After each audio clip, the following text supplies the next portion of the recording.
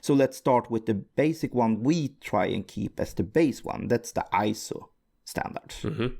And then you have ISO standards for management systems. You have quality management systems, you have environmental and sustainability management systems, you have financial management systems. So management system is basically how do you operate a company. A management system consists of policies, goals, and metrics, how you measure these goals. That's the sensible basic. And it doesn't matter then if it's a quality management system or information security management system. They're basically the same thing that you continuously improve on your control systems to improve your product, albeit quality or sustainability or work-related health, business continuity, whatever it might be. Business continuity might be. They're all very similar to each other in the principles on how you operate this. But come to information security. That's the ISO 27001. That's the management system for information security, and that's where you get certified. So an auditor for ISO 27001 will look that we have implemented the management system in place.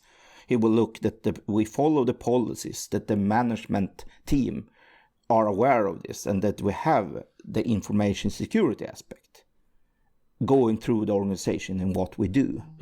This is the management system by itself. Then, the nice part with the 27001 family is that they come with a pre-made set of controls that's stipulated in the ISO 27002. So they have a pre-made set of controls. And what is a control? A control is what you should do to have good information security practice. It's not how you do it, it's what you should do. So let's take an example. You should have a process for patching vulnerabilities. Yes. You should have an IT policy communicated, and you should have a process to measure if people break the policy, what happens then. You should have a process for how do you do background screening on people that work administratively. You should have a process for how do you educate and train people that work. So these are all nice, very good processes. And I dare say that if you follow all the steps stipulated in ISO 27002, you're very, very good, very, very safe. There's nothing missing really in the 27002 that you need from a cybersecurity perspective. It's very detailed. But the thing is, of course, how you do it can be up to you. And you can exclude controls. So just because you're certified doesn't mean that you have the same controls. It depends on what company you are. The same as my quality assurance might differ if I make yogurt. Yes. Make trucks. Or is a cloud provider. That differs a lot on the quality side. So the quality assurance controls. The thing with the quality assurance controls is that you need to build your own controls. In the information security part, you have a preset of controls.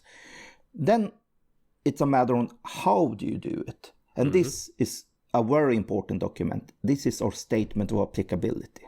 Yes. In a statement of applicability, that's where we describe how we do stuff.